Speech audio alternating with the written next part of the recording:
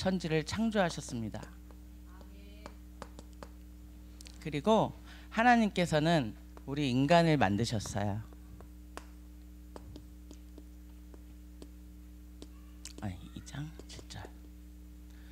자, 하나님이 인간을 만드실 때 땅의 흙으로 사람을 지으시고 그 코에 생기를 넣어서 사람이 생명이 됐다 그랬어요. 그래서 생명이라는 말은 살아있는 존재라는 말인데 하나님께서 우리에게는 영적인 존재로 만드셨던 거예요. 그래서 하나님께서 우리 원래 인간을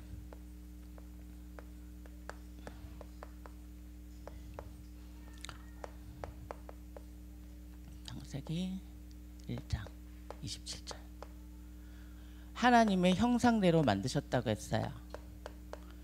이 하나님의 형상이란 말은 저도 옛날에 이 말을 좀 이해를 못했었어요. 하나님의 형상이라는 말이 그냥 나처럼 생겼나? 우리 이렇게 인간의 모습인데 우리가 그렇게 닮은 건가?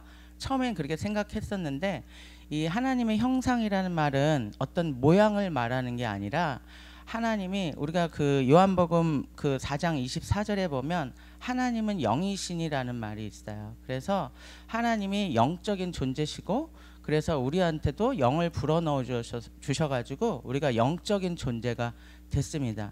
그래서 하나님이 우리 인간에게만 그런 영을 넣어주시고 우리에게 인격을 주신 거예요. 그래서 인격 대신 하나님께서 인격 대신 하나님의 영과 우리의 영이 함께 할 수 있도록 교제할 수 있도록 하나님이 우리 인간을 그렇게 만드신 거예요.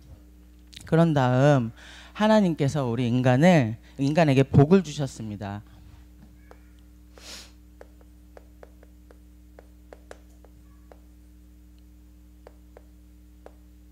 어떤 복을 주셨느냐? 생육하고 번성하고 땅에 충만하고 땅을 정복하라고 그러셨어요. 그런 다음에 바다의 물고기나 하늘의 새나 또 그 땅에 움직이는 모든 생물을 다스릴 수 있는 그런 축복을 주셨습니다. 그래서 인간은 하나님께서 주신 이런 축복을 가지고 이제 살게 되었어요. 그런 다음 하나님은 우리가 이렇게 만물을 다스리는 복을 주셔서 누리면서 있다가 하나님은 또 인간과 한 가지 약속을 하십니다. 2장 7절인가요? 17절인가요? 죄송합니다. 한 가지 언약을 하셨는데 뭐냐면 그 에덴 동산에서 하나님이 각종 나무 열매는 다 너네가 임의로 먹되 거기서 선악을 알게 하는 나무 열매는 먹지 말아라. 그걸 먹으면 너네가 반드시 죽을 것이다. 이렇게 말씀을 하셨어요. 그래서 저는 이 선악과라는 것도 정말 예수 처음 믿었을 때는 늘 다른 사람들이 생각하듯이 도대체 하나님 이런 선악과를 왜 먹게 해가지고 그러셨나라고 생각했는데 나중에 이것도 알게 됐어요. 이 선악과는 하나님의 약속이었던 거예요. 이게 먹는 그런 나무가 아니었던 거예요. 그래서 이 선악과를 보면서 하나님이 약속한 게 뭔지 그리고 니네가 누구고 또 니네가 누구랑 함께 해야 되는지 이 선악과를 보면서 절대 잊지 말라고 하나님께서 선악과를 주신 거라고 하십니다. 네. 그런데 이런 인간에게 이제 문제가 생기기 시작합니다. 어떤 사건이 생기는데요. 어떤 사건이 생기냐면은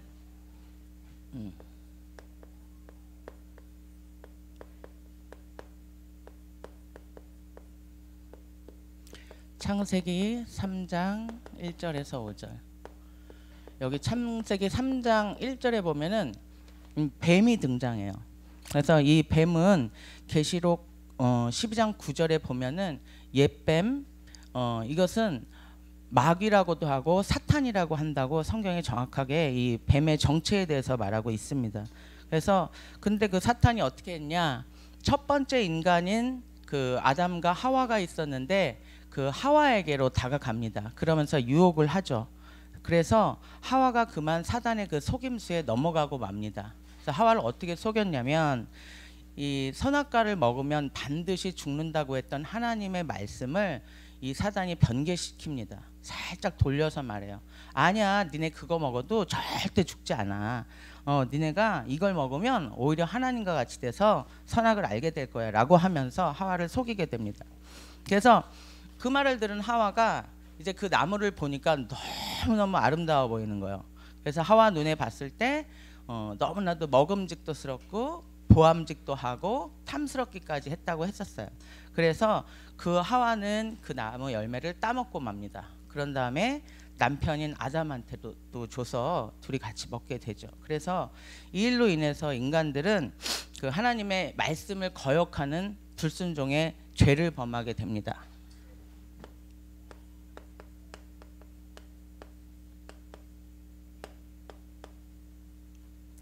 자, 이미 이걸 바라봤었을 때 그 하나님의 언약이 없어진 거예요. 사라진 거예요. 그래가지고 내 기준대로 내 마음대로 그거를 바라봤던 거고, 하와가 내 눈에 보기 좋은 대로 또 내가 느껴지는 대로 그렇게 해서 하나님의 말씀을 내가 스스로 판단하는 거, 이것이 죄입니다. 그래서 하나님이 없는 나, 또 하나님 없이도 나 스스로 있는 나, 그것이 성경에서는 원죄라고 말하고 있습니다. 그래서 그 죄의 결과로 인해서 인간은 어떻게 됐냐? 하나님을 떠나게 됩니다.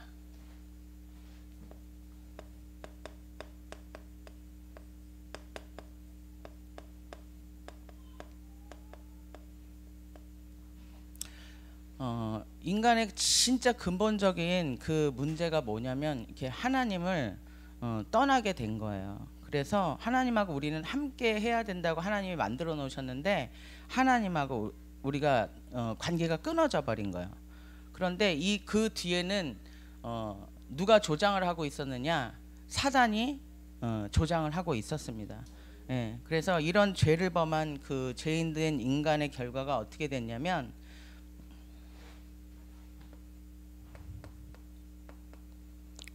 하나님을 믿지 않는 불신자가 되어버렸어요. 그래서 이 불신자는 요한복음 8장 44절.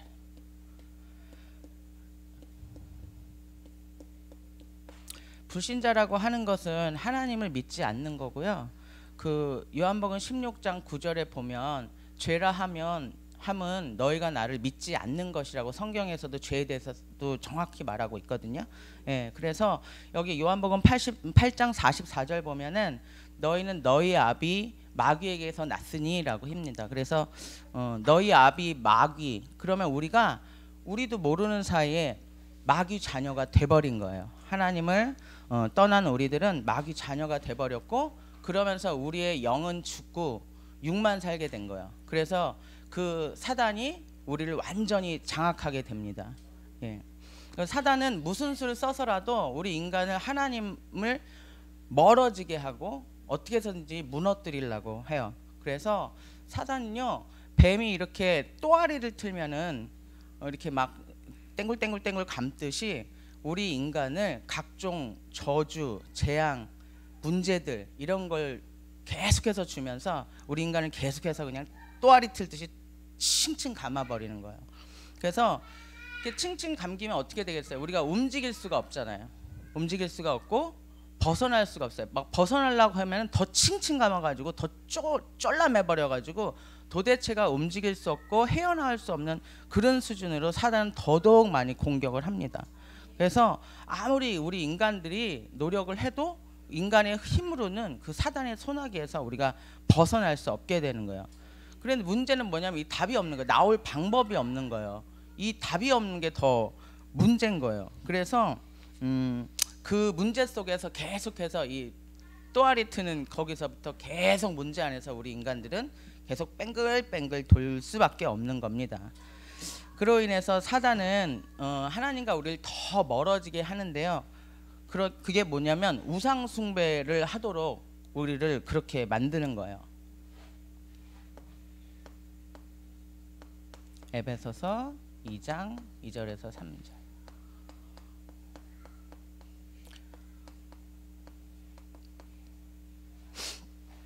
뭐냐면 그 에베소서 2장 2절 3절 말씀은 너희가 이 세상 풍조를 따르고 공중 권세를 잡은 자, 그는 곧 불순종의 영이라고 했었어요.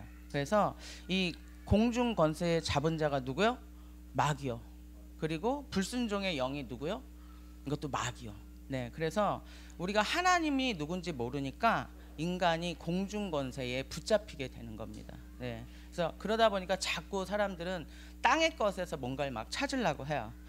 그래서 점치러도 가고 굿도 하고 뭐 이럽니다. 이런데 다니면요, 이제는 내가 아닌 거예요.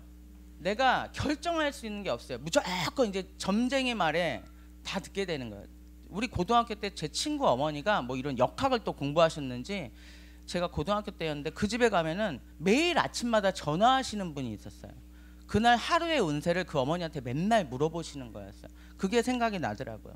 그리고 이렇게 막 이런 데 다니다 보면은 이제 뭐 아예 안 들었으면 모를까, 한번 들으면 자꾸 그 말이 생각이 나고, 또 이 점쟁이 말 안 들으면 뭔가 찝찝해요. 예?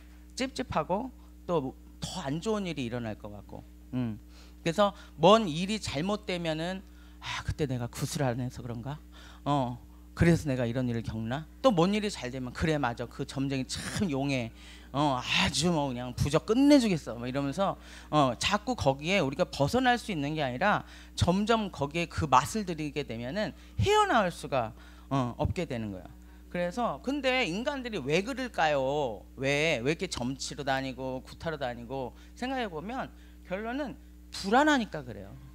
그냥 불안하니까 내 마음에 평안이 없는 거예요. 그러니까 내 마음을 어디다 내려놓으려고 해도 뭐 마음 둘 것도 없고, 그게 마음대로 자기 마음대로 잘 안 되는 거예요.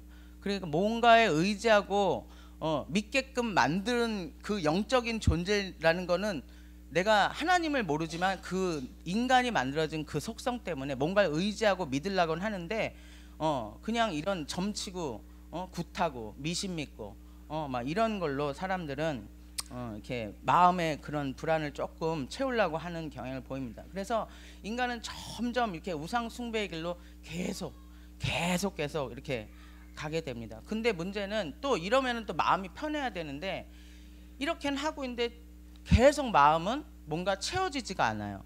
뭔가 채워지지 않고 뭐가 휑하니 이렇게 공허함을 느껴요. 그래서 뭐 그러다 보면 또 오늘날 의욕도 없어지고 또 뭐 예민해지고 그러면서 스트레스를 많이 받고, 또 이 스트레스를 많이 받다 보면은 그게 어떻게 돼요? 그래서 그 다음에는 이 정신 문제로 오게 됩니다. 마태복음 11장 28절. 정신 문제.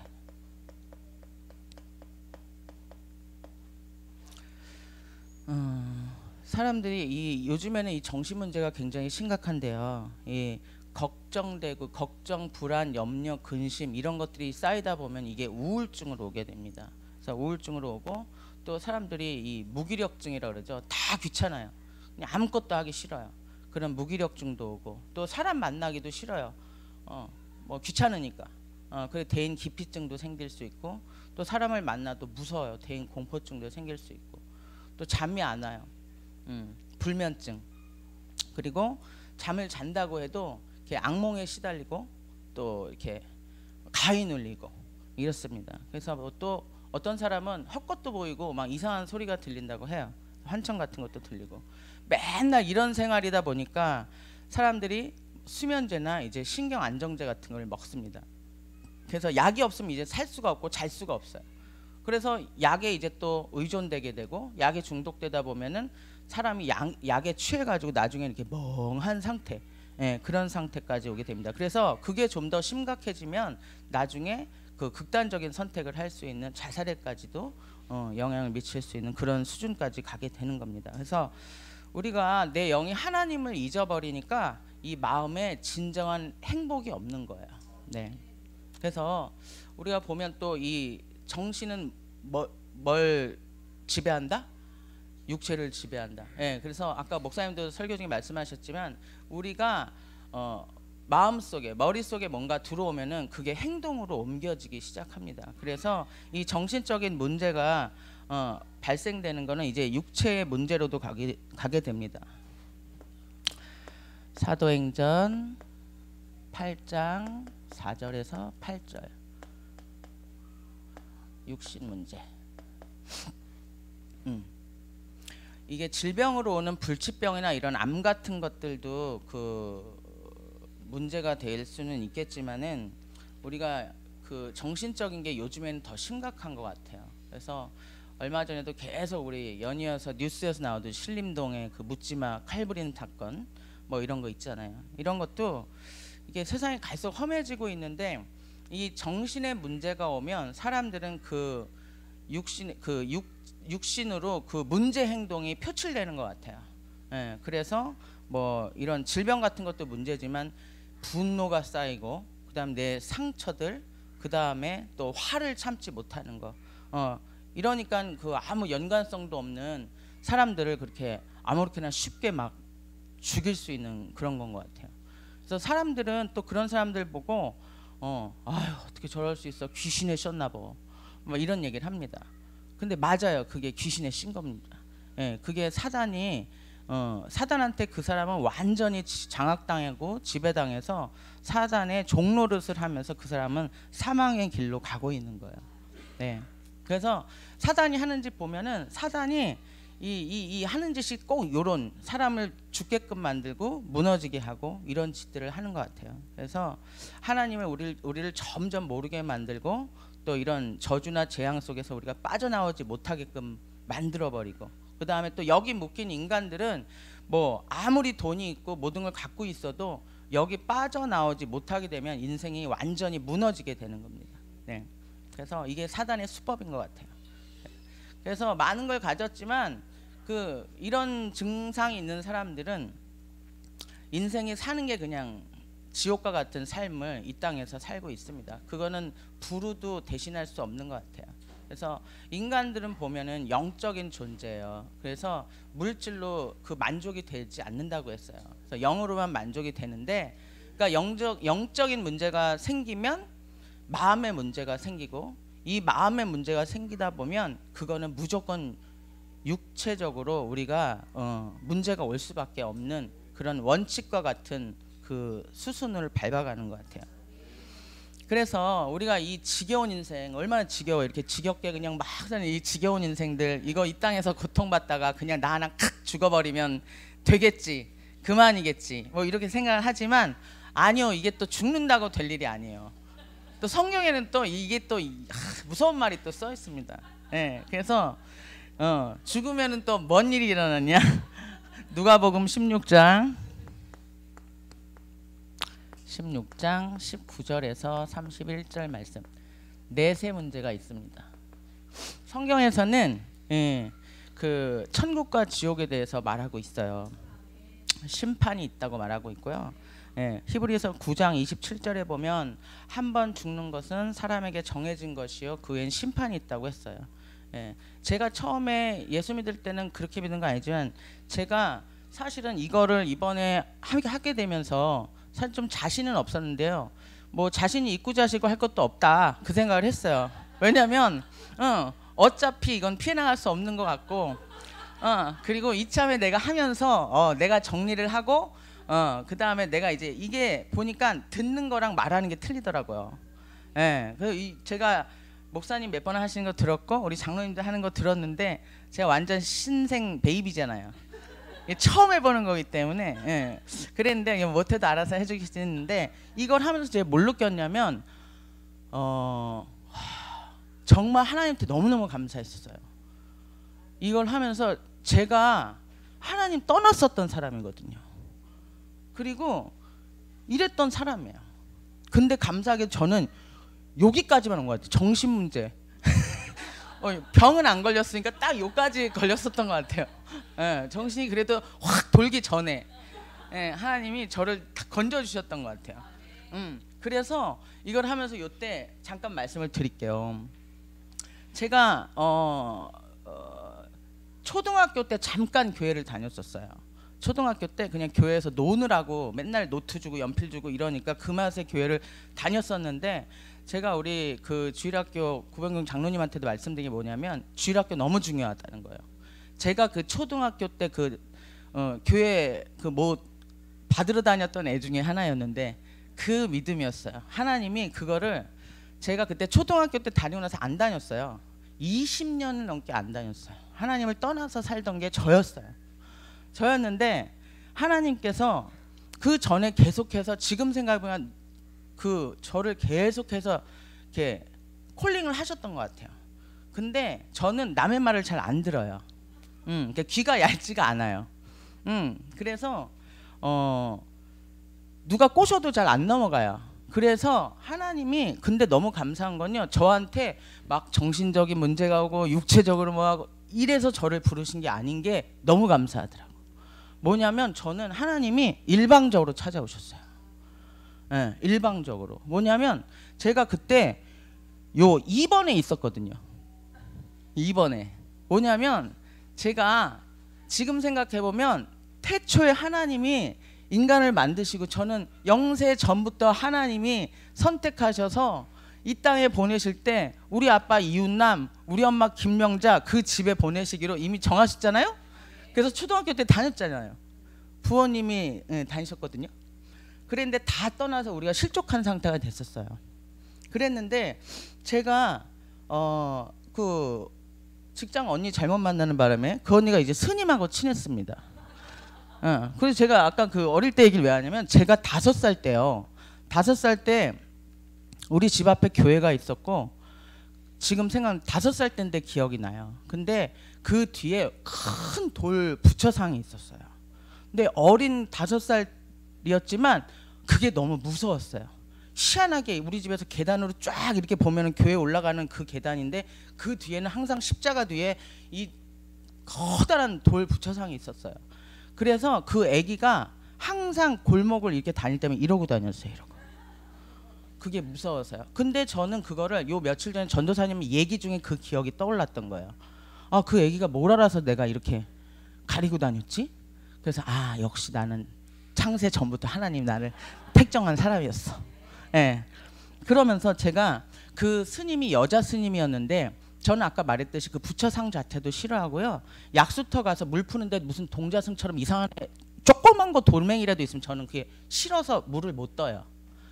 그럴 정도로 싫어했었어요. 왜 싫어하는지 모르겠는데 근데 스님하고 친했어요. 뭐냐면 영적으로 제가 허했나 보죠. 예, 그리고 그분이 얘기를 잘 들어주셔서 제가 그 집을 들락날락 거렸어요. 그러니까 가면은 제가 보기 싫은 그 부처들이 있고 막 이랬었는데 그것도 자꾸 보니까 그것도 둔해지더라고요. 그래서 뭐 근데 마음에도 그걸 믿지는 않았어요. 그리고 그 스님도 뭐 이렇게 뭐 보는 것 같던데 저는 그런 걸 물어보지 않았어요. 왜냐하면 점치는 거 이런 걸 안 믿었었기 때문에. 근데 그렇게 스님하고 지내던 찰나에 어느 날 저희 아버지가 우리 집 앞으로 이사 오게 되면서 그때 유일하게 우리 아빠만 교회를 다니고 계셨는데 우리 아빠 귀가 잘 안 들리셨어요. 이제 이런 그 소리 같은 것들이 들리셔서 귀가 잘 안 들리셨는데 그 귀도 안 들리시는 분인데 맨날 교회는 가요. 근데 지금 보면 그 씨가 우리 아빠였던 거예요. 우리 집안의 씨가. 그랬는데 우리 아빠가 다녀야 되니까 제가 이제 동네 교회를 연결해 주려고 하면서 그 집사님한테 우리 아빠 좀 모시고 교회 좀 가시라 했는데 그분이 저한테 자꾸 교회 가자고 하는 거예요. 그래서 제가 말을 듣겠어요? 안 듣죠. 아예 됐고요.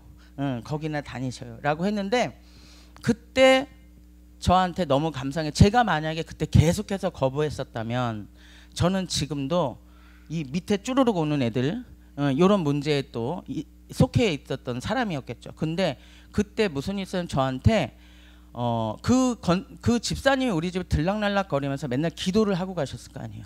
기도하고 가고 맨날 올 때마다 얘기하시면 내가 됐다고 그러고 당신들이나 잘 믿으라고 그러고 그런 사람 중에 하나였습니다. 그랬는데 어느 날 저한테 가만히 있는데 귀에서 찬송가가 들리는 거예요.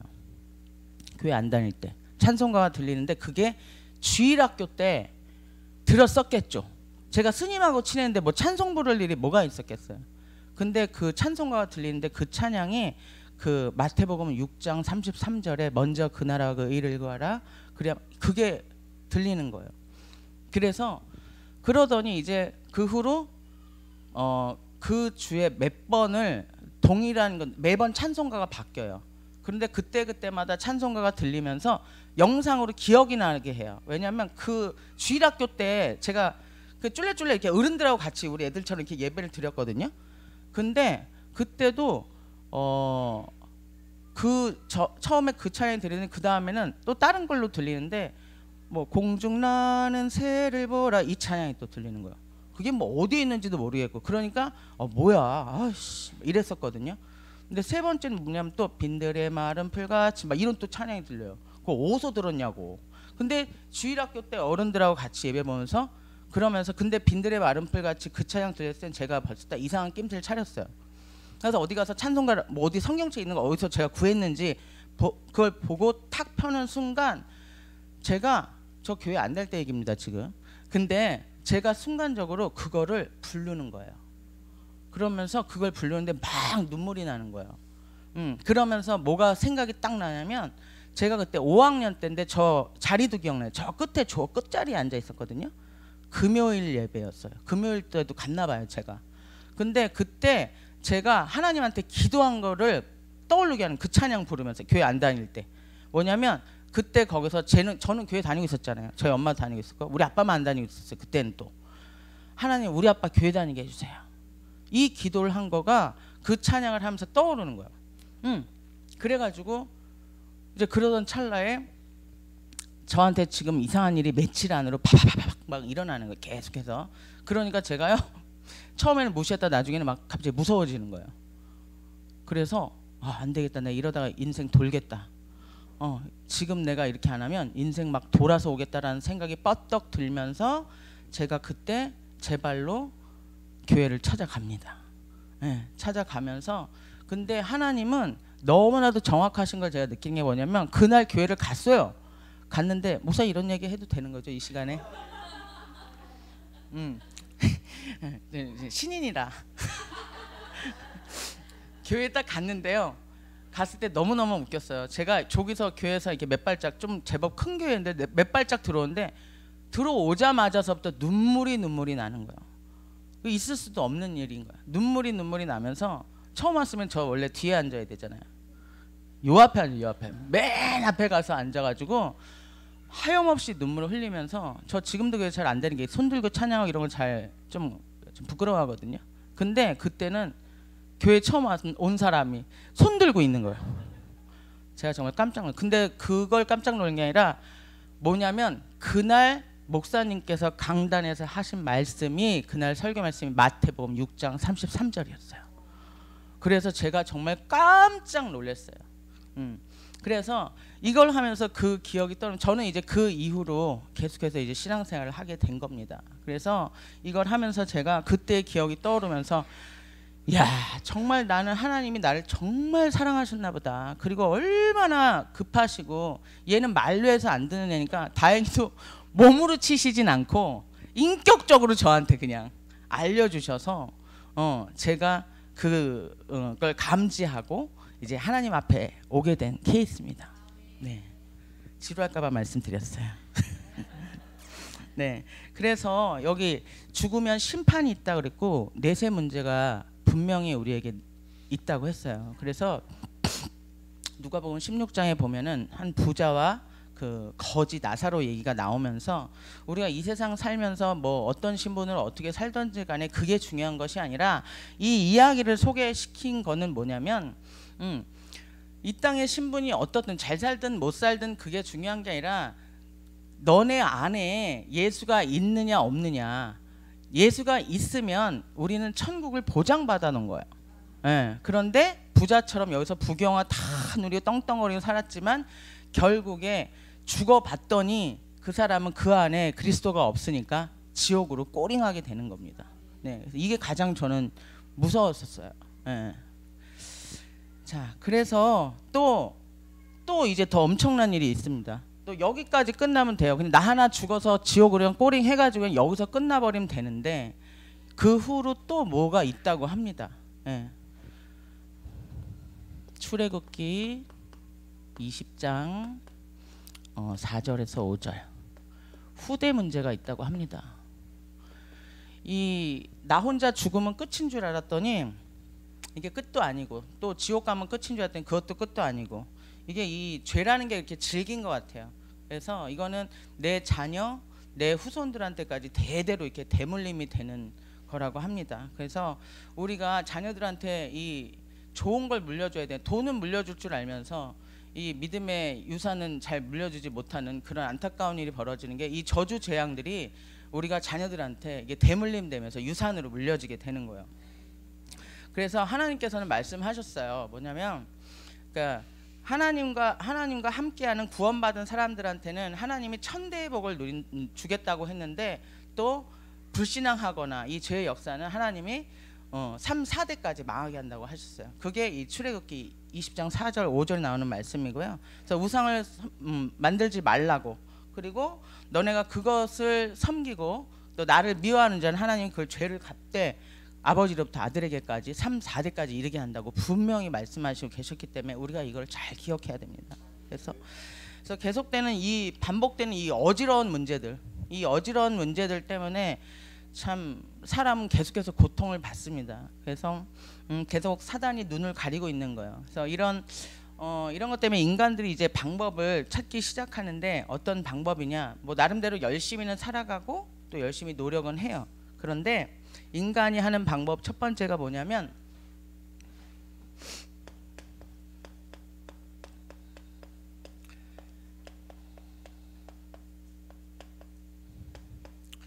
사도행전 4장 12절 종교 생활을 합니다. 종교 생활. 그래서 종교라는 거는 우리가 어떤 그 신적인 존재를 믿는 거잖아요. 근데 뭐 왠지 그 신은 다 하늘에 있을 것 같고, 그래서 뭐 뭔가를 믿고 자기가 믿는 그 신이 자기를 마치 이제 지켜줄 것 같고 도와줄 것 같고, 그래서 사람들은 그런 종교 생활을 하게 됩니다. 그래서 또 그런 종교 생활을 하면서 내가 수행을 하면서 조금씩 내가 변화되고 뭔가 조금 나아지면은 그게 뭐 내가 이제 좋아진다라는 그런 생각을 또 갖기도 하는 것 같아요. 근데 이제 그냥 모양적으로 봤을 때는 그들이 믿는 그런 뭐 신이나 불신자들 생각하는 하나님이나 모양상으로 봤을 때는 눈에 안 보이는 신들 그냥 다 비슷비슷한 걸로 얼추 보일 수는 있지만, 아니요, 이것도 성경에서는 정확하게 말하고 있습니다.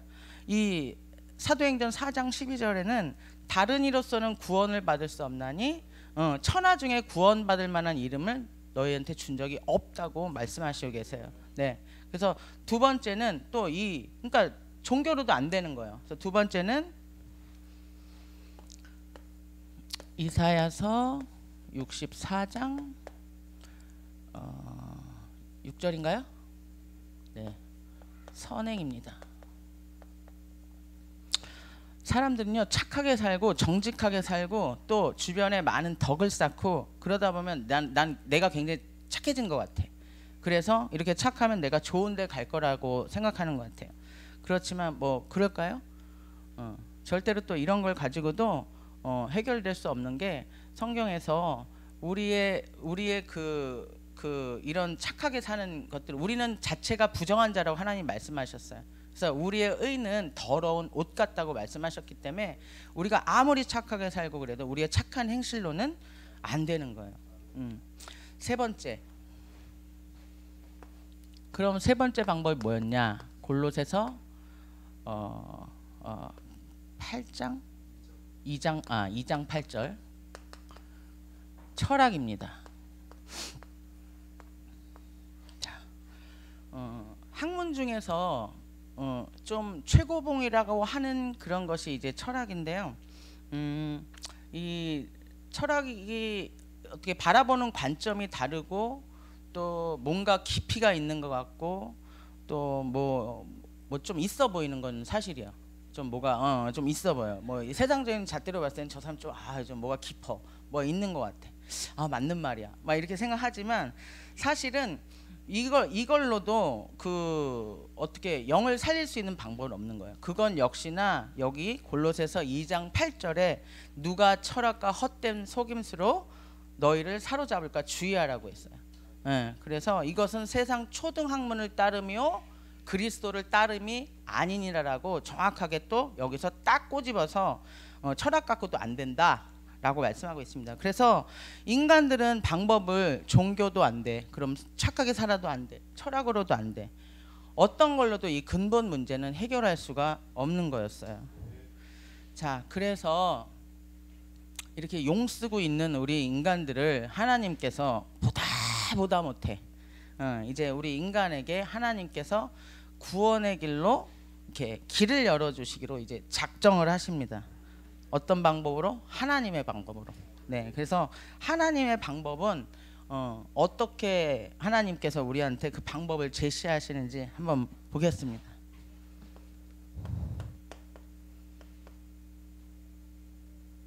저 4인가요? 5 맞나요?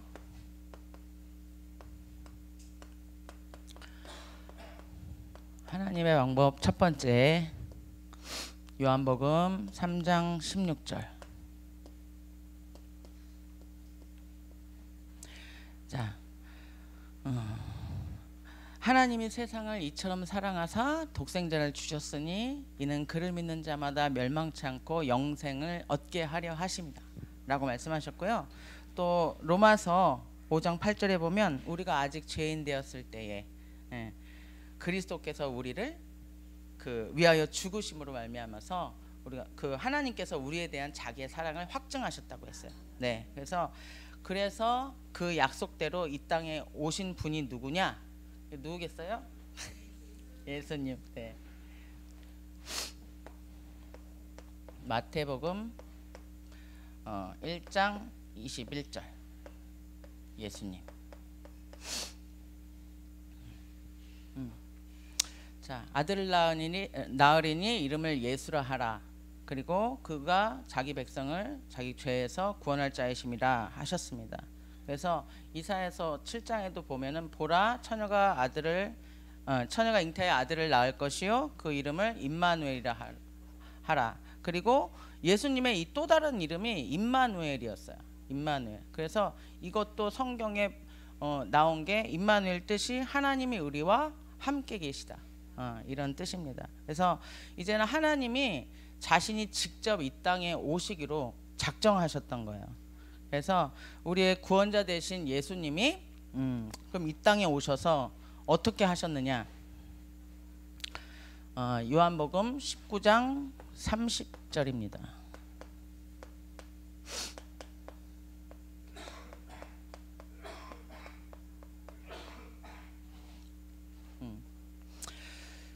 십자가에서 피 흘리심으로 말미암아 다 이루었다고 하셨어요.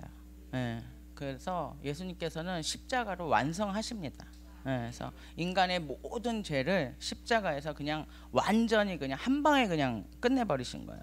네, 그런 다음에 그 십자가에서 돌아가신 그 예수님이 부활을 하십니다. 고린도전서 15장 3절에서 4절.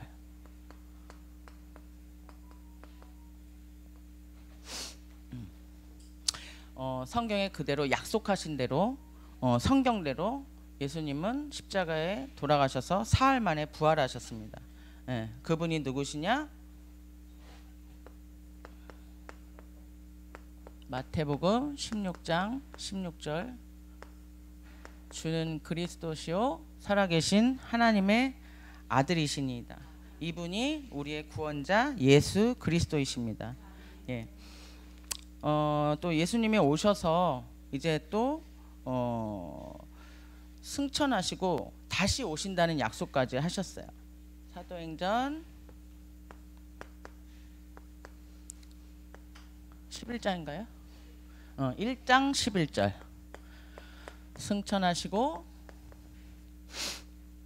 계시록 22장 20절 재림주로 다시 오시겠다고 약속하셨습니다. 자, 그러면 이 그리스도가 이 땅에 오셔서 하신 일이 무엇인지 한번 보겠습니다.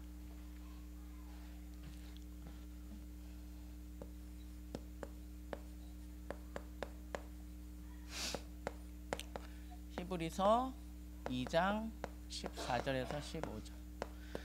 참 왕으로 오십니다. 참 왕으로.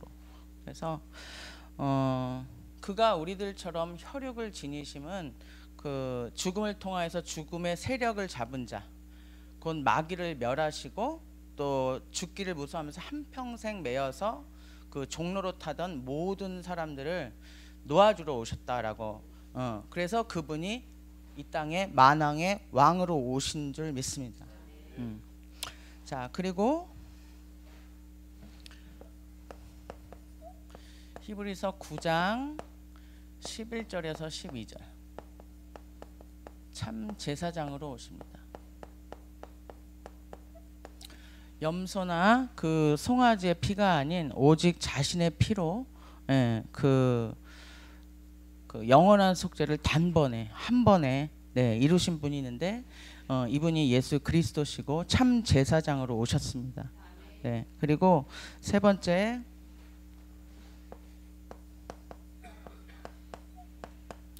10장 19절인가요? 19절에서 19절인가요? 네. 참 선지자. 참 선지자. 참 선지자로 오셨어요. 그래서 예수님이 휘장을 완전히 그냥 찢어버리셨어요.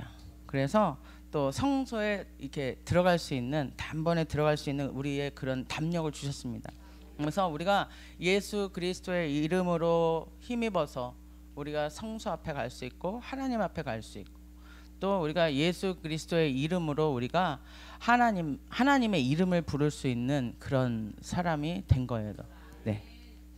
그래서 그리스도께서는 이렇게 삼중직으로 오셔가지고 우리 그 인간의 근본적인 문제를 어떻게 해결하셨는지 말씀을 통해서 보겠습니다.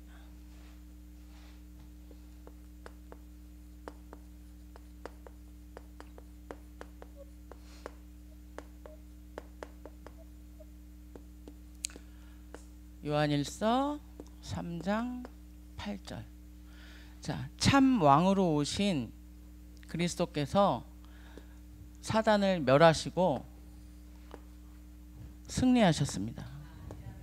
네. 그리고 로마서 8장 2절.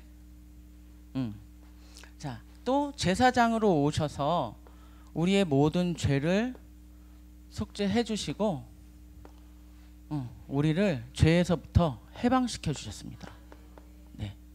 그래서 이 말씀이 참 좋아요. 그리스도 예수 안에 있는 생명의 성령의 법이 그 죄와 사망의 법에서 너를 해방시켰다.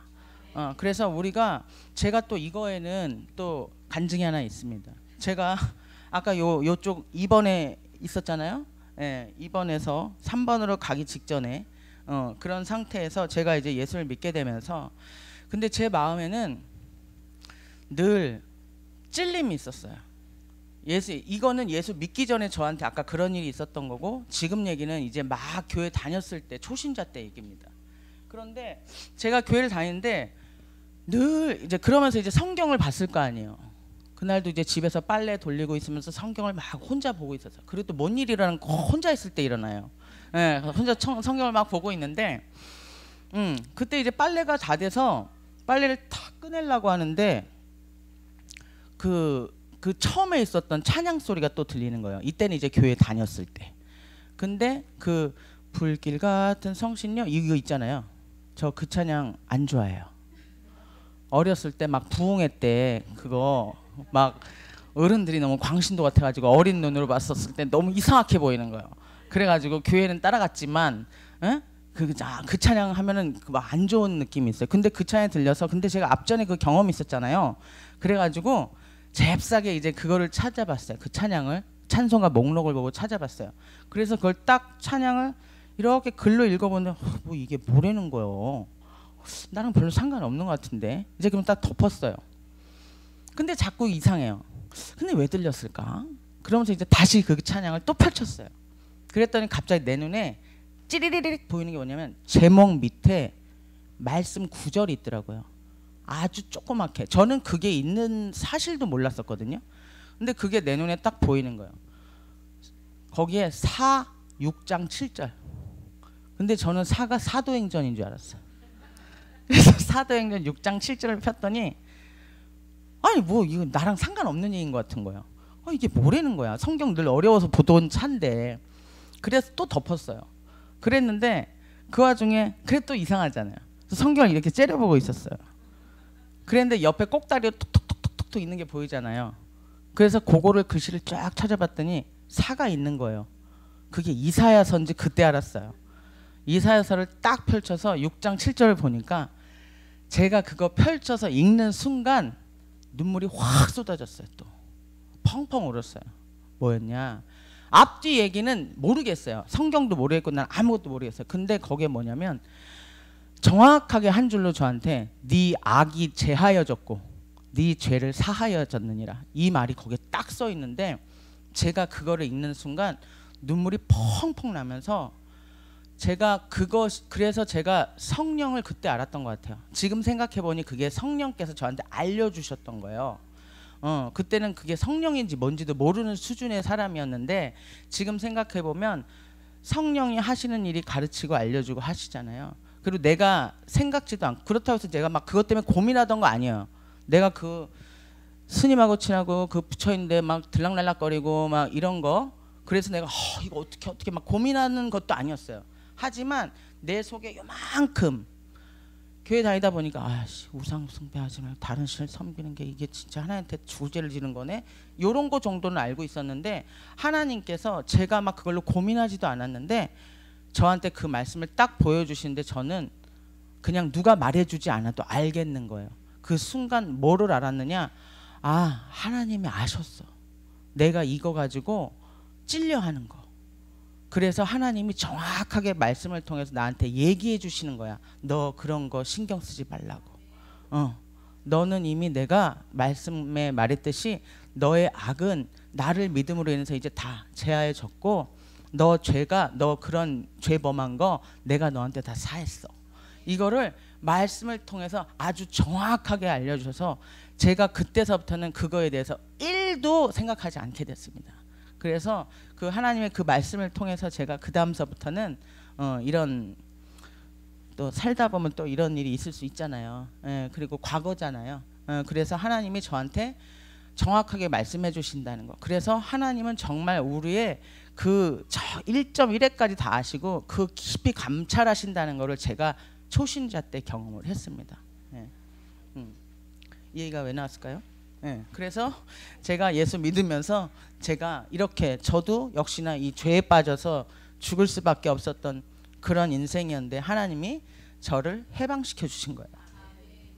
자, 그래서 하나님께서는 또 세 번째 어떻게 그리스도께서는 해결하셨느냐? 요한복음 14장 6절 길이 되셨습니다. 참 선지자로 오셔서 하나님을 이렇게 우리가 떠났었던 우리들에게 다시 길이 돼 주셨어요. 내가 길이요 진리요 생명이니 나로 말미암지 않고서는 아버지께로 올 자가 없느니라라고 말씀하셨습니다. 그래서 참 왕이시고 참 제사장이고 참 선지자이신 그분이 누구냐? 예수 그리스도인 것을 믿습니다. 자, 그렇다 그러면 이런 그리스도를 우리가 그러면 어떻게 우리가 구원을 받을 수 있느냐? 자,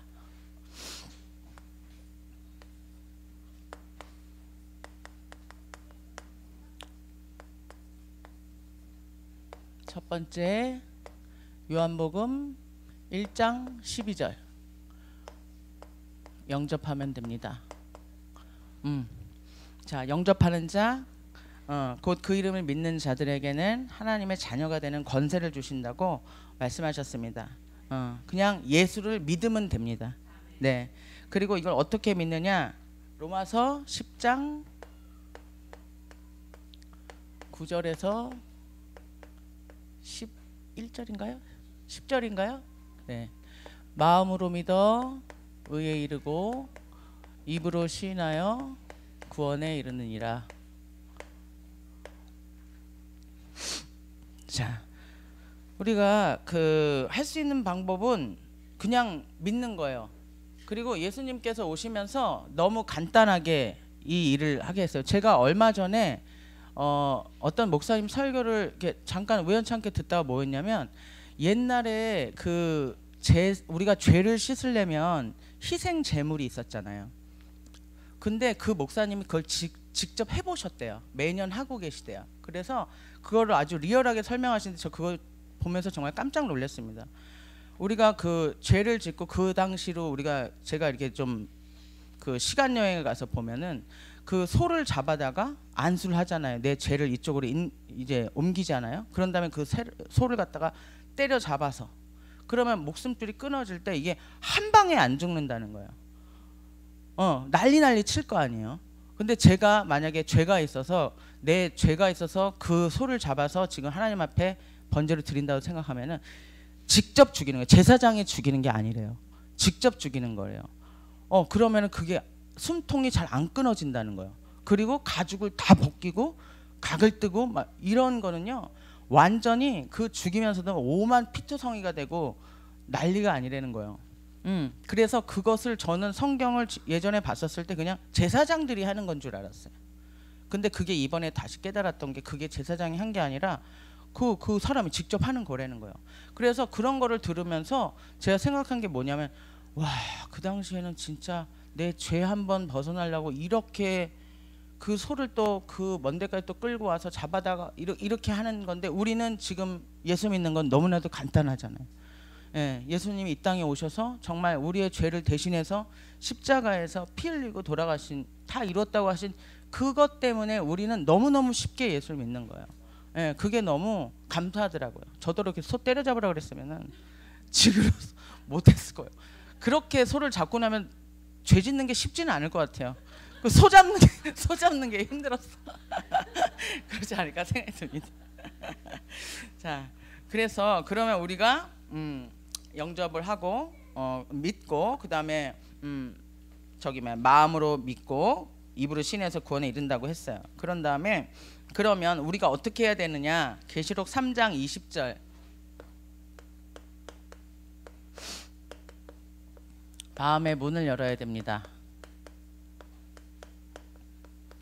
내가 문 밖에 서서 기다리노니 내 음성을 듣고 문을 열면 내가 그에게로 들어가 그와 더불어 먹고 그도 나와 더불어 먹는다고 말씀하셨습니다.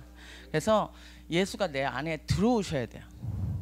저렇게 바깥에서 두드리고 바깥에 서 계시면 안 되는 거죠. 그래서 이것도 보면서 참 예전에 하나님 나한테 누구를 통해서 계속해서 녹화하고 계셨는데 내가 그걸 계속해서 이렇게 차단하고 예수님을 못 들어오게 제가 문을 꼭꼭 걸어 잠그고 있었던 저의 모습을 또 떠올리게 됐습니다. 그래서 우리는 그러면서도 지금 신앙생활 하면서도 우리 안에 예수님이 있는지 없는지 계신지 안 계신지 늘 확인하면서 점검을 해봐야 될 것 같습니다. 그러면 이런 우리가 구원을 받으려면 언제 받아야 되느냐? 잠언 27장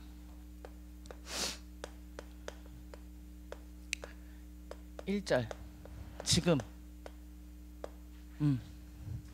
너희는 내일 일을 자랑하지 말라고 했고요. 하루 동안에 어떤 일이 날지 모른다고 했습니다. 저희가 사실 보면은 그 1분 1초도 우리가 앞을 내다볼 수가 없잖아요. 그렇기 때문에 우리가 정말 지금 생각하면 예수 믿은 게 너무나도 감사한 노릇이지만 또 주변에 많은 사람들한테 우리가 예수를 알릴 때 저는 맨날 이 조급증이 있습니다. 우리 가족들이 안 믿는 남편 가족들이 안 믿는 사람들이 너무 많기 때문에 우리 남편이 첫 번째거든요. 장남이고 첫 번째고 그 밑으로 자녀서부터 가족들 전부가 안 믿고 있기 때문에 마음이 늘 급합니다. 왜냐하면 육적으로는 굉장히 너무너무 좋은 사람들이에요. 너무너무 좋고 하나 문제 행동을 보이는 사람들이 없어요. 그런데 단지 예수만 모를 뿐이고 또 지금 뭐 불교에 심취되어 있는 분도 계시고 그러다 보니까 우리 남편이 빨리 더 이제 믿음이 깊어져서 자기 정말 사랑하는 내 동생들한테 그 복음을 전할 수 있는 자가 되었으면 좋겠다는 생각이 늘 있어요. 그렇기 때문에 우리 이면식 집사를 보면 늘 생각하시면서 기도해 주시기 바랍니다. 그래서 우리는 지금 당장 예수를 믿으셔야 됩니다. 그러면 어떻게 된다고요? 요한복음 5장 24절. 사망에서 생명으로 옮겨주신다고 했어요. 네, 저도 마찬가지로 예, 죽기 직전에 있던 사람이 이제 또 하나님을 만났다고 보면 되고, 제가 이 구원의 길을 보면서 그 전에 목사님이 저희 집에 와서 이제 가정 예배를 드리시는데, 이 구원의 길을 이렇게 쓰면서 하는 것들이 제가 이렇게 거부하지 않았었던 이유, 못하더라도 해봐야겠다라고 했었던 이유가 뭐냐면, 그때 저희 오빠 다 보셨죠? 저희 오빠가 저희 집에 와 있을 때였어요. 근데 저희 오빠가 그때 굉장히 상태가 안 좋은 상태로 육지에서 내려왔습니다. 예, 그래서 오빠가 영적으로도 굉장히 우리 불면증에 시달리는 사람이거든요. 불면증에 불안증이 있어요. 예, 그래서 술이 없으면 잠을 못 자고 뭐 이런 수준이었었고, 그때 내려왔을 때는 정말 완전히 극에 달했던 거를 제가 영적으로 감지를 했습니다. 그래서 오빠 내려왔었을 때 제가 그때 못 가게 하고 한 달 정도 우리 집에 잡아놨었던 이유가, 저희 오빠가 그때 당시는 일주일에 죽고 싶은 생각을 몇 번을 했었다는 거예요. 그래서 그 말을 저한테는 나중에 한 거였었고, 전화상으로는 오빠 갑자기 내려온다서 왜 와? 웬일? 그랬더니 오빠 하는 말이 내 동생 얼굴 보러, 이 얘기를 하는데 보통 때 말하고 저한테는 다르게 들렸어요. 그래서 제가 그걸 알아채고 빨리 오라고 해서 그때 왔을 때 목사님이 그때 저희 집에 예배 보러 오셨는데 이 구원의 길을 그려주면서 설명을 하셨어요. 저희 오빠도 그 자리에 같이 있었어요. 그런데 목사님이 가시고 나서 우리 오빠가 하는 말이 뭐냐면, 이 얘기를 듣는데 다 자기 얘기인 거예요. 온통 다 자기 얘기여서 정말 창피해서 너무너무 참았다는 거예요. 막 울컥울컥 눈물이 날 것 같아요. 울컥울컥한 걸 몇 번을 참았다는 거예요. 그래서 제가 그 우리 오빠의 그런 걸 보면서, 아, 이 구원의 길 역시 하나님의 말씀은 강력하다. 나에게 말씀으로 다가오셨던 하나님처럼 이 하나님의 말씀은 굉장히 강력하다라는 거를 제가 우리 오빠를 보면서 다시 한번 느꼈고, 그래서 나도 좀 지금 서툴고 좀 생소하지만 저도 이거를 말씀을 더 많이 내가 이걸 매일매일 이거 해보면서 익혀야겠다라고 하고, 누구에든지 그런 영적인 문제에 사로잡혀 있는 사람들에게 이렇게 해줬을 때 그들의 삶이 저처럼 바뀌어지는 그런 일들이 일어난다고 저는 믿습니다. 예, 그래서 지금 그러면 자, 죄에 빠져서 죽을 수밖에 없었던 우리 인생들, 자, 이제 예수님을 구주로 모시기로 마음에 작정하셨습니까? 마음의 준비가 되셨다면은 그렇다면 저를 따라서 기도해 주세요. 살아계신 하나님, 저는 죄인입니다. 마귀에게 속아 하나님을 떠나 있었습니다. 지금까지 내 마음대로 내 뜻대로 방황하며 살았습니다. 그러나 하나님께서 구원의 길이신 예수 그리스도를 보내주셨습니다.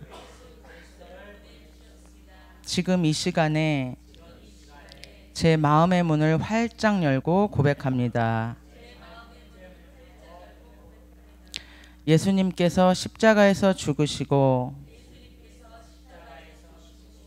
부활하신 그리스도이심을 믿습니다. 하나님 만나는 길을 여신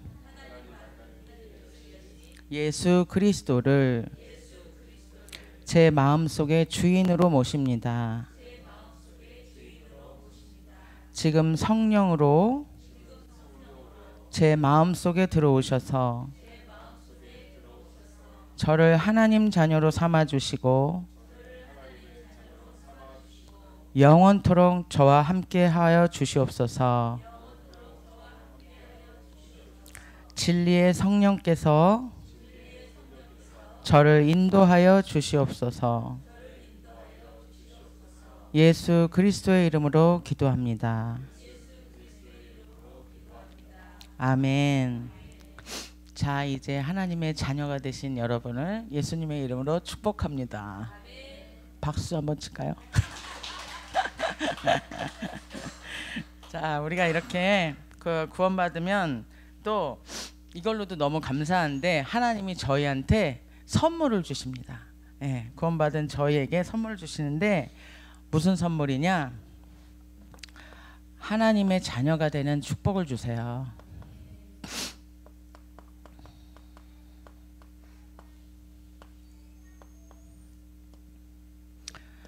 첫 번째로 고린도전서 3장 16절.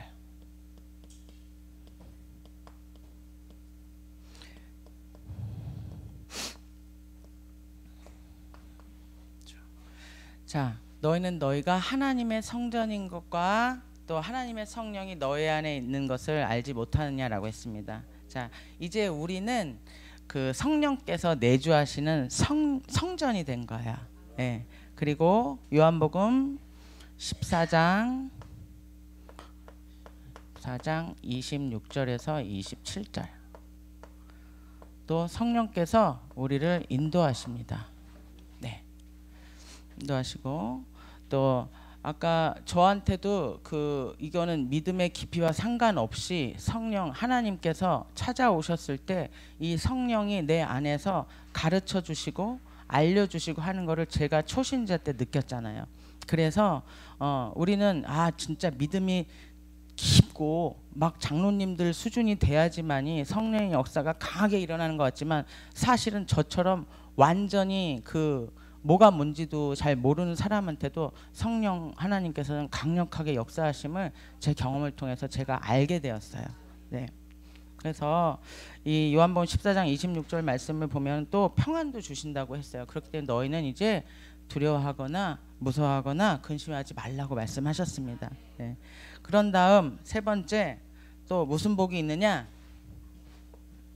요한복음 14장 14절. 기도 응답. 기도하면 응답됩니다. 제가 이거요 초신자 때요. 저희가 이 구원의 길 초신자들한테 많이 할 거 아니에요? 그래서 제가 저의 경험을 얘기합니다. 그래서 초신자 때요 제가 성경을 읽을 때도요 골라서 읽었어요. 뭐냐면 저한테 필요한 말만, 복 주시는 얘기들만. 기도하면 응답되고 두드리라 구하라 그러면은 뭐 이런 거 있잖아요. 그리고 내가 바로 시행한다 막 이런 말들 있잖아요. 성경에서 기가 막히게 그것만 제가 뽑습니다. 그래서 그걸 종이에다 막 적었어요. 적어서 막 붙여놨었어요. 그래서 저는 그 말을 정말 믿었어요. 그리고 하나님하고 얘기했어요. 하나님, 분명히 성경에 하나님이 구하라 그러면은 준다고 했잖아요. 그리고 기도하면 응답하신다며요. 그리고 나중도 아니라 즉각적으로 시행하신다면서요. 저는요 정말 유치하게 그거 가지고 붙잡고 기도했었어요. 그런데 이 기도가 정말 하나님이 하나님 뜻에 맞는 기도를 했을 때 즉각적으로 이루어진다는 그것도 제가 알게 됐어요. 어떻게 알게 됐냐면 우리가 응답이 빨리 안 오는 것도 무응답도 응답이라는 건 나중에 한 사실이에요. 초신자 때는 기도하면 다 되는 줄 알았어요. 그런데 뭐였냐면 저희 집에 그때 문제가 있었어요. 뭐냐면 저희 아버지 자동차를 우리 오빠가 고급 승용차였는데 아는 동생이 예비군 훈련 간다 해서 열쇠를 건네준 거예요. 이거 타고 갔다 오라고. 근데 그 후배 놈이 그거를 돈이 급했는지 그 차를 잡아다가 돈을 대수를 받은 거예요. 그래서 그 차가 졸지에 대포차가 돼버렸어요. 찾지도 못하고 그 놈은 잠적을 해버리고. 그래가지고 이 차가 전국 방방곡곡 다니면서 우리 집으로는 계속해서 과태료들. 우리 아빠 명의로 돼 있잖아요. 우리 아빠 또 이 스트레스가 이루 말을 할 수가 없었어요. 우리는 그 차 할부금도 내고 있는데 과태료가 해서 우리 집의 문제가 그거였어요. 제일 큰 문제가. 그래서 또 저희 아버지가 이 귀도 안 나중에 이제 연세까지 높아지셔서 귀가 이제 거의 청력을 잃으시고 한쪽 눈이 실명이 되셨었어요. 그리고 보면은 제가 우리 아버지가 하나님을 만나게 된 계기가 이런 영적 문제, 정신 문제, 육신의 문제 이거 갖고 우리 아빠가 그때 당시 젊으셨을 때 이명 소리가 나가지고 그때 순복음교회 권사님이 저희 아빠를 데리고 교회에 간 게 처음 시작이었습니다. 우리 집안의 복음의 처음이.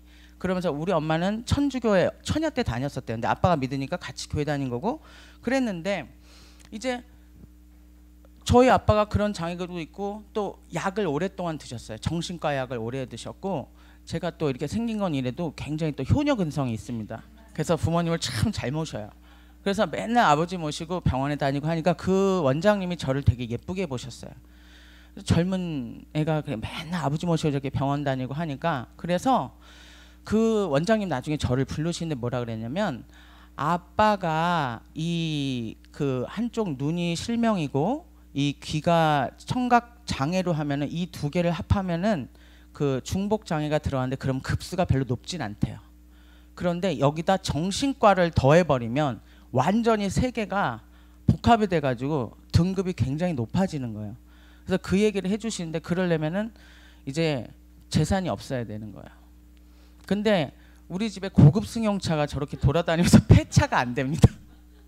그래가지고 그 당시에 제가 이게 골칫덩, 우리 집에 골칫덩어리가 그게, 우리 아빠가 장애 어떤 그 등록을 해서 어떤 그 혜택을 받을래도 이 차 때문에 안 되는 거예요.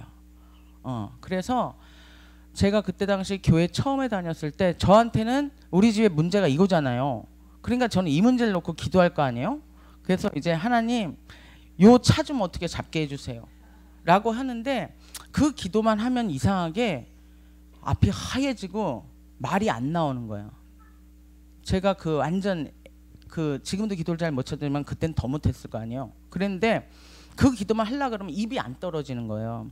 그거를 몇 번을 하다가 안 돼서 그 다음엔 제가 포기해버렸어요. 왜냐, 이 포기한 데는 내가 다 해봤거든. 세상적인 방법으로 다 해봤어요. 뭐 경찰서에도 신고해보고 뭐 어쩌고 뭐 청원까지 다 내보고 별짓을 다 했는데도 안 돼요. 그래서 내가 해도 안 됐었으니까 뭐 하나님한테 기도하는데 또 말문도 안 열리니까 이건 그냥 안 되는 건가 보다 하면서, 제가 그때 당시에 뭐라고 기도했었냐면, 하나님 저 이제 이거 기도 안 할래요. 이거 하나님이 알아서 하셔요. 그리고 저는 이거 이제 기도 안 할래요. 대신에 제가 그때 당시 이제 우리 집이 또 다 실족한 상태에서, 우리 엄마, 아빠는 다니고 있었죠. 엄마랑 오빠가 있잖아요. 대신에 저는 이제 우리 가족들을 위해서 기도하기 시작했어요. 이제 그 기도를 이제 계속해서 하고 있었고, 그러던 어느 날 이제 제 머릿속에서는 이 대포차가 없어졌어요. 에? 이제 기억이 없어요. 잊어버린 거, 포기한 거예요. 그랬는데 어느 날 길거리에 이렇게 횡단보도에 서 있는데 저 앞에 이제 현수막이 있어요. 뭐라고 써 있냐? 대포차 집중 단속 기간 써 있는데, 갑자기 잊었었던 기억이 확 되살아나면서 그 자리에서 제가, 하나님 저거 어떻게 하실 거예요? 하나님 저것 때문에 우리 아빠랑 가족들이 너무너무 시달리고 있는데 하나님 저거 어떻게 해요? 그러면서 그때 그거 고백을 했어. 하나님 저거 하나님이 해결해 주셔야 돼요. 하나님이, 우리가 다 해봤는데 안 되죠. 하나님이 해결해 주셔야지만이 우리 가족이 하나님이 하신 걸 알 수가 있어요. 그러니까 하나님이 그거 하셔야 되겠어요. 그러면서 그 얘기를 하면서도 길에서 또 이렇게 무슨 사연 있는 여자처럼 또 울면서 기도하고 전 터벅터벅 이렇게 걸어왔습니다. 그날이 수요일이었었어요. 그래서 수요일 날 또 우리 남편 늦게 들어온다 그래가지고 막 청소하고 이제 교회 갈 준비를 하고 있었어요. 그랬는데 그날 제가 길에서 눈물 흘리면서 했었던 그 기도를 하나님이 들으신 거예요. 그래서 그날 그 몇 년 동안 그 전골 누비던 그 차를 그날 잡게 됩니다. 어떻게 잡느냐? 우리 남편이 그 자유로 8차선인지 10차선 도로에 퇴근길에 그 수많은 차량이 있는 데서 그 차가 바로 앞에 있는 거예요. 그래서 그 차가 저한테 갑자기 교회 가려고 전 막 그러고 있는데 갑자기 전화가 옵니다. 아빠 차 번호 뭐지? 갑자기 그러니까 모르겠는 거예요. 잘 모르겠는데? 그랬더니 아버지 차 잡은 것 같아요. 그래서 딱 끊는데요. 제가 그때부터 막 가슴이 콩닥콩닥 막 뛰기 시작해가지고, 아이고 주여, 막 마루를 갖다가 아이고 주여, 아이고 아버지 어떡해요 막 이러고 있었어요. 그런데 그 와중에도 그러면은 전화 기다려야 되잖아요. 제가 그 와중에 교회를 쏜살같이 뛰어가요. 그래서 가서 국내에 붙이 딱 앉는 순간 하나님 감사합니다 하고 있는데 전화가 그때 딱 오는 거예요. 다시 또 그냥 그대로 나왔어요. 궁뎅이만 붙였다가 뛰고 다시 집으로 막 갔더니 아버지 모시고 지금 오라 그러는 거예요. 오라고 해서 그날 우리는 뭐 그거 과태료 물어내라 어쨌든 시시비비 가리지 말고 그냥 됐다 그러고, 우리가 그날 바로 폐차를 하게 되면서 그날 우리 가족들이 그 사건을 보면서 다 울게 돼요. 그러면서 저도 자신 있게 울면서 우리 엄마한테 얘기를 합니다. 엄마 봤지? 하나님이 하셨어. 그랬어요. 그러고 나서 그 이후로 엄마가 다시 하나님을 믿게 돼서 지금 권사님으로 아주 잘 섬기고 있습니다. 네. 자, 그래서 이 기도가 저는 우리가 하나님 뜻에 맞지 않는 기도를 하니까 하나님이 거기에 이를 때까지 두고 보시는 거지.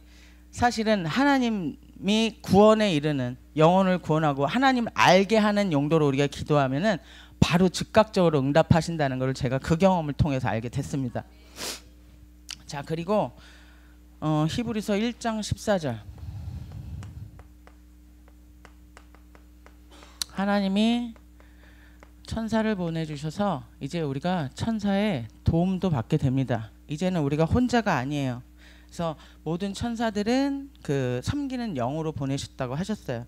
그래서 우리에게 천사를 보내시고 이 천사들이 우리가 기도하면 땅에 떨어지지 않게 천사가 열심히 일을 하는 거예요. 자, 그 다음 누가복음 10장 19절. 우리에게는 이제 흑암을 결박할 수 있는 그런 선물도 주십니다. 그래서 원수의 모든 능력을 제어할 그 권능을 주셨다고 했고요. 또 이제는 너희를 해칠 자가 결코 없다고 약속하셨어요. 그래서 우리가 이제는 겁먹을 필요가 없습니다. 이 사단 이까이 거 뭐 그죠? 그냥 싸워서 우리가 그냥 이제는 예수 이름으로 우리가 사단을, 흑암이 떠나간다라는 그런 권세를 우리가 얻었으니까 우리에게 이제 그것을 멸할 수 있는 권세가 있고 또 결박할 권능까지도 주셨다고 했어요. 자, 그 다음 빌립보서 3장 20절.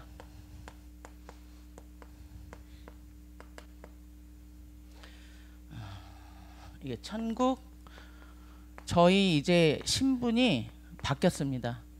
예전에는 이 사단한테서 완전히 영적으로 사로잡혀서 죄 속에 머물러 수밖에 없었던 이 마귀 자녀에서 우리가 이제는 하나님의 자녀로 신분이 바뀌면서 우리의 증이 천국 시민권을 받은 거예요. 네, 그래서 우리가 육적으로는 대한민국 시민이지만 자, 영적으로는 하나님 나라의 하늘 시민권을 가지고 있는 사람이라는 것을 잘 아시길 바랍니다. 자, 그런 다음 마지막입니다. 사도행전 1장 8절.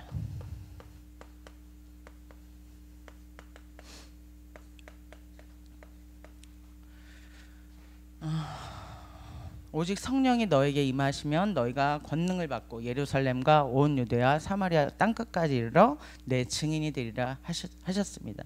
그래서 우리는 이 모든 축복을 가지고 그 땅끝까지 우리가 그 복음을 전하는 증인들로 하나님께서 이런 많은 축복들을 주신 줄 믿습니다. 네. 여기까지 일단은 좀 어떻게 잘 들으셨는지 모르겠지만 저 개인적으로는 굉장히 귀한 시간이었습니다. 제가 잊었었던 저의 예전에 하나님 만났었던 그 기억이 다시 한번 되살아나면서 참 목사님께서 이걸 저한테 왜 시켰는지 알게 됐습니다. 그래서 감사드립니다, 목사님.